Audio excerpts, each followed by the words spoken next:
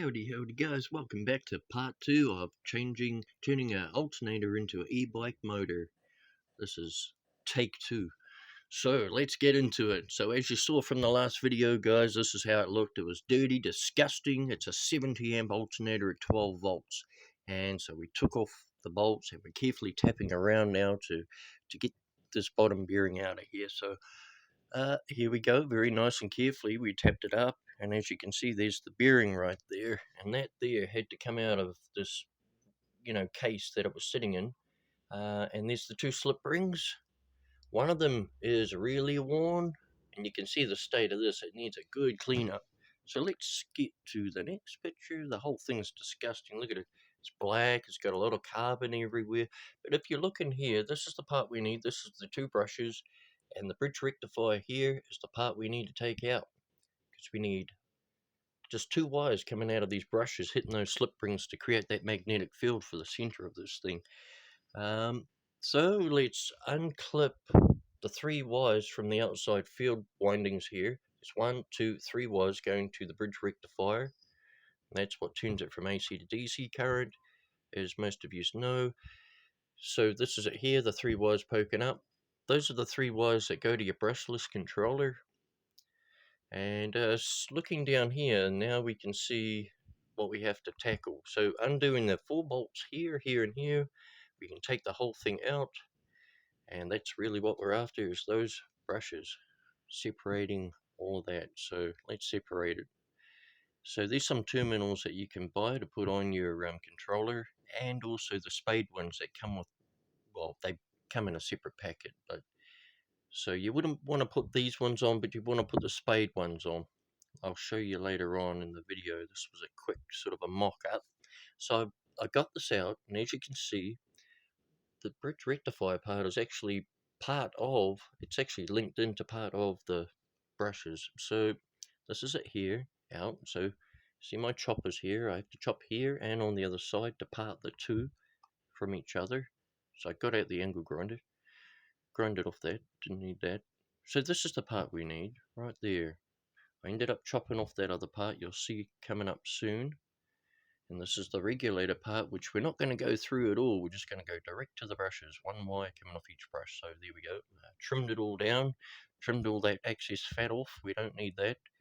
So at the back of this thing is a little doorway here with a plastic case that helps hold the door on.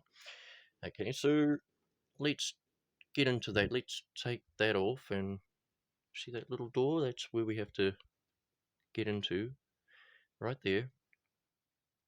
And to get to the brushes. That's that bridge rectifier. We don't need that. You can hook that up to your washing machine motor and turn your AC current back to DC with it. It works a treat. If you haven't got any other bridge rectifiers, that's a 3-way bridge rectifier, must be a full wave. So that's the inside there. So I'll put all of that brushes and stuff back in to see if it fitted like a glove, just like it came out. So kind of fast forwarding now, I spent the rest of the day cleaning all of this up, and it came out real shiny, like brand new. This is the inside of the back of the case, real shiny. Look at that, not a speckle of grease on there. Probably find more grease under me nail or something if I had one. Right, so that's the front of it there. So this is the inside. Now you can see one of them silver and the rest of them are kind of black. So I have to make all of them silver and then clear coat them to protect them from rusting. And that'll make it work a heck of a lot better than whatever's on there. So, and give the brush, the slip rings a bit of a clean up as well, with a bit of fine sandpaper. So we're getting into the back of this now with a screwdriver. So this is at the back of those two brushes, and as you can see, it's soldered here and this one, and soldered here. But when you put the soldering iron on here and undo this, this is the whole clip that holds the whole spiel in there. So when you hit it with the soldering iron, melt that lead, it's going to try and spring back out at you. So because there's springs under that, so you got to be careful of that. So we're bypassing all of this other finny stuff down the bottom, which is a regulator system built into those. See, and then you just you see the spade terminals here. It's coming down, so you'd solder one to there and then your red one coming off the other side. And I generally hook that up to 24 volts because it's not field weakening you need, guys, it's field strengthening that you need. And they're quite capable of taking up to 24 volts, but that's about it. That's max before this thing really starts heating up a storm, as an e-bike motor. So yeah, spade terminals, very cool. They come in those little packets, and very cool. They work a treat. So anyways, guys, I got this. My camera's not picking this up, but I got this a brushless controller. It's a 1500 watt brushless controller, guys. So I got that for that alternator. Now it's 48 volts right up to 72 at 1500 watts. That's pretty cool, guys. And that's going to hurdle any bike that I make up to 60 k's on 72 volts. So here we go. It's a 2-mode brushless controller. 48 volts to 72 volts, 1500 watts. Yeah, it's got low level shutoffs and stuff, and yeah, it's pretty cool. Alright, so let's get back to a bike I have built with an alternator on it. I don't know what this alternator's out of. I got 3 bikes that I built with all different alternators. One that came out of I think this one's got one that came out of a, oh, this still had the old one. Is it the old one or I can't tell now. Oh no, it's the new one. So this came out of a Nissan, this one. I think that's about a 90 amp one. So that, same sort of controllers and stuff. It's running off 24 volts to the center mag and 72 volts down on the bottom tray here. And I built all the handlebars, everything. I built the whole thing, even the back wheel. So running quite a small little back wheel on that. But it's quite capable of about 60 k's, so it's fast enough for this. It's like a little rocket. So I thought I'd give you a little look at that, guys. So there's some potential out there, If it wasn't for us creators out there, rich people wouldn't have cool stuff to buy, So you need people like us building cool stuff. Here's another one. This is the electric carcass. Yet again, 72 volts, 1000 watt controller in it. It's a dirt bike. And this thing is sweet. Most of these bikes weigh about 50 kgs, 55 kgs, and then this one here actually has a 55 amp alternator, and it gets up to about 50 k's.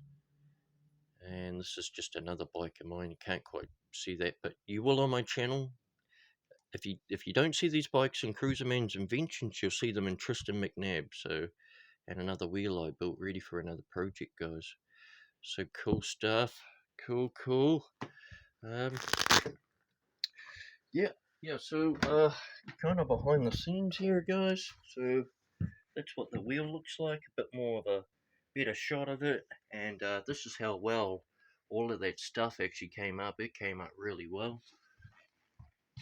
Of course I couldn't engulf this underwater or anything, so I lightly scrubbed that one, but all the rest of this is pretty cool. You can see how much wire is on the back of this thing, It's not bad. It's 70 amps, so it's kind of slapdash right in the middle of all my alternators, so I know it's got potential there for sure. So like I said, I just have to sand all this stuff back.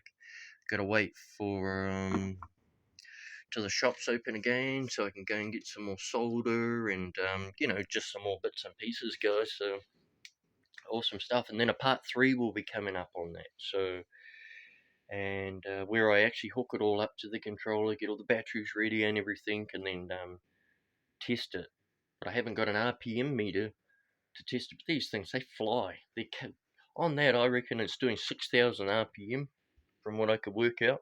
So gives you some rough idea. And always use BMX chain. Don't use mountain bike chain because it's too thin. It'll just snap on you. So cool, guys. I shall see you in part 3, hopefully within the next couple of days, hopefully. So, cool. Cruiser man out, guys. Big shout out to my boys, James and my Terrain. Hey, boys. Cool, guys.